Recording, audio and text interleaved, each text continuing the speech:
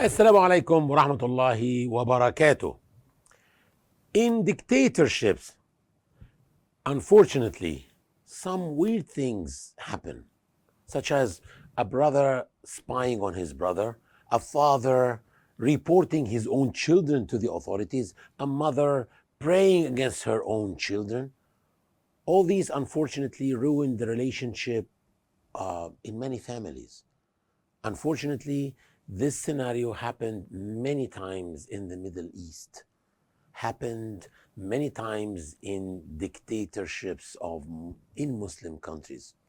So we want to know, how can a dictator control people's minds to such extent that a person can betray the closest person to him or to her?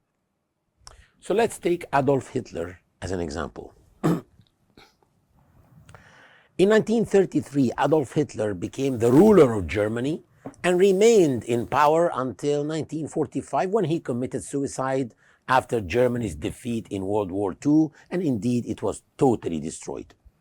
Hitler committed many terrible crimes against the German people themselves. He made a Holocaust in which he killed millions of people in gas chambers.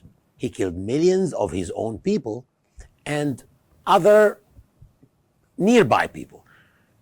In the gas chambers, there were Jews, gypsies, disabled people, trade unionists, members of trade unions were also killed in gas chambers. Those were just from his own people, not to mention Russians and Belarusians and Poles. The strange thing about Hitler is that he committed these crimes with the support of many people. It means that millions of people in Germany were supportive of killing and crushing of millions of German people. The question here is, how could a dictator cause a rift between people like that? How could a dictator convince a brother to spy on his own brother? How could a dictator convince a father to report his children to a dictator? How could a tyrant convince a mother to pray against her own children for the demise of her children? By the way, those who do such things around the whole world are Hitler's disciples. So many of the dictators who are ruling in the Middle East or in Muslim countries or non-Muslim countries are just students of Hitler. How could a dictator convince his people to abandon their humanity like that, and even play songs and music out of gloating at their neighbors whose children died? On the day of the funeral, they are turning on the music. How could a tyrant cause a rift between people like that? The first thing is to greatly feed the feeling of nationalism inside everyone's mind, so their country becomes more important to them than anything in the world. Then, to convince them that the ruler is the country, the ruler is their homeland, therefore any danger to the ruler is a danger to their homeland. Then to convince them that any opposition to the ruler is a danger to their homeland. So any opposition to the ruler is a danger to the ruler himself, and therefore the opposition to the ruler becomes a danger to the country. Therefore any relationship is worthless compared to the relationship with our homeland, whether being friendship, marriage, siblings, fatherhood, motherhood, relationships, it doesn't matter. No relationship can be compared to the relationship of a nationalist to his homeland. As for the ruler, because he became equal to the country, so any relationship becomes worthless compared to the survival of the ruler himself. At this point, a person can turn his back on his friend and turn his back on his brother and on his son and on his mother and on his father just for the ruler's satisfaction. Here we can understand the evil plan of a dictator to make his safety the responsibility of millions of people, because millions of people believe that it is their responsibility to protect the country, and he becomes equal to the country itself, even if that was at the expense of millions of souls. So millions of people will accept the crushing and massacres of millions of other people. The second point is that this means that the tyrant, the means that the tyrant uses are mainly three means. Number one, media. Two, inciting fear and terror in the hearts of his subjects. So he rules by fear. So media, which makes him rule by fear. Three, he uses and exploits religion. For the media, in Surah Ghafir, when Pharaoh said, the Quran says, and Pharaoh said, let me kill Moses. He was not taking permission. No. But he was saying to his assistants, the chiefs around him, or his intimate friends and supporters, which is like his media people, to prepare the public opinion for him, so that they accept whatever that he is going to do, and accept the mass killing of his opponents. If you ask me, does the tyrant care about people's opinions? I would tell you yes, of course. He cares about people's opinions, because no oppressor practices injustice alone. Never. He cannot even do it. He must have the support of a military power, or the support of the army, or the support of the police. And he should also possess some public support, that support of people who believe in him and believe in everything he does. So media is a means, a very important means. The second means is to incite fear and terror in the hearts of his subjects. That if I disappear from the view, if I disappear from the scene, a mess is going to happen. ISIS will take place. ISIS will come to take your wives from your beds and sell them as slaves, and the country will vanish, and you will be worse than, for example, in Egypt they used to tell us, like Syria and Iraq, until we became much worse situation. Listen now to Surah Al-A'raf and focus on this ayah. The chiefs among Pharaoh's people said, this is most surely a knowledgeable sorcerer. They're talking about Prophet Musa, who wants, and they say, this is surely a knowledgeable sorcerer who wants to evict you from your land. So what is it that you command? Who wants to evict you from your land?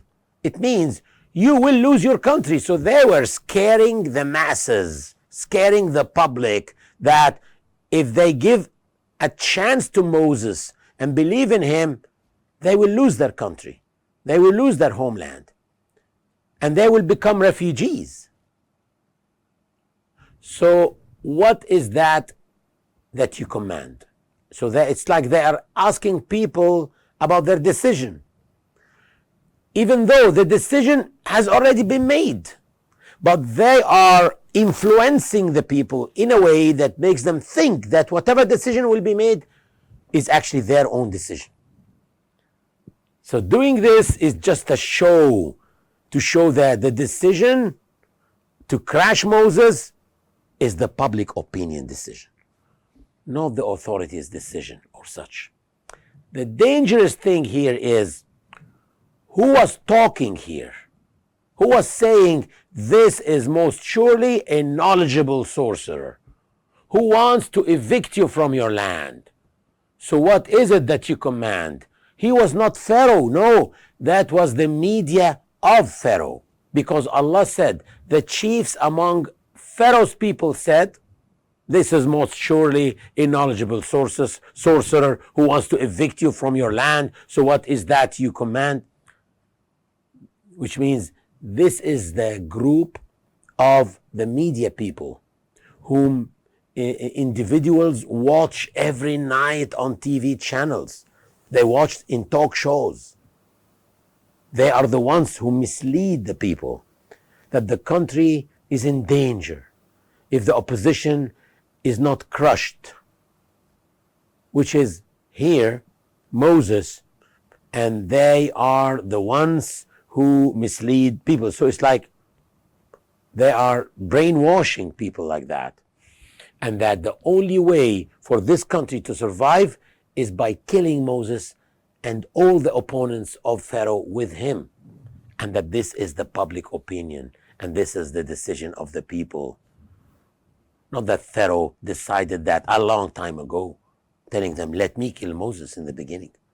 The third means of the tyrants after media and intimidating by chaos is playing the religion card.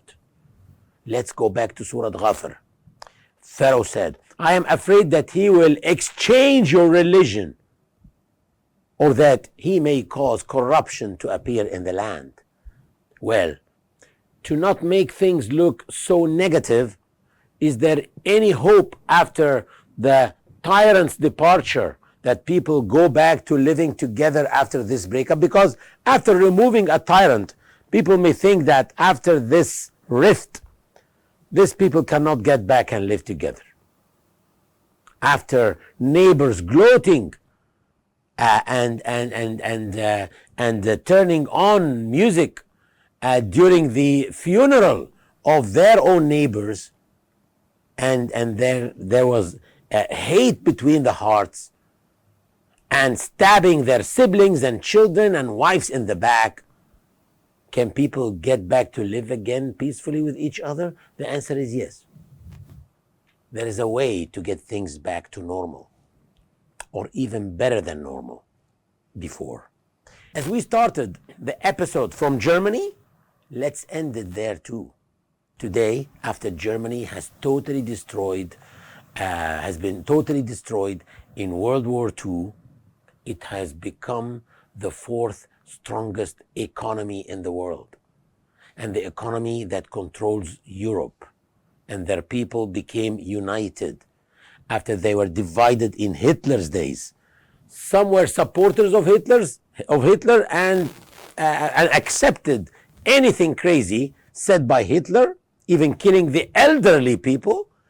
Millions of Germans accepted actually putting the paralyzed and the elderly people in gas ovens and strangling them.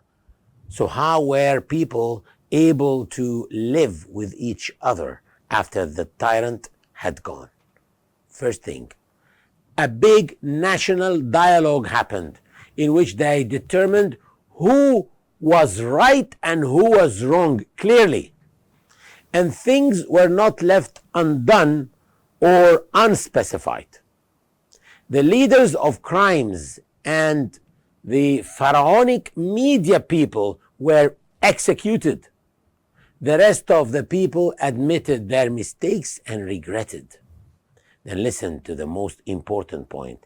Children at all stages of education are taught daily about the mistakes of their parents' generation and what they could have done, and even what the existing generation should do to not fall into this mistake ever again, to not follow a crazy person like Hitler, and to renew a sense of purpose daily to make sure not to make that tragedy ever again. Every day in Germany's schools, children learn how not to repeat this tragedy again. People who fall into the same trap twice are an ignorant crowd. And as the Prophet ﷺ said, the believer should not be stung from the same hole twice. So the people who experience the same story twice within 45 years or 50 years, they are supposed to have enough and learn from their mistakes. Wassalamu alaikum wa rahmatullahi wa barakatuh.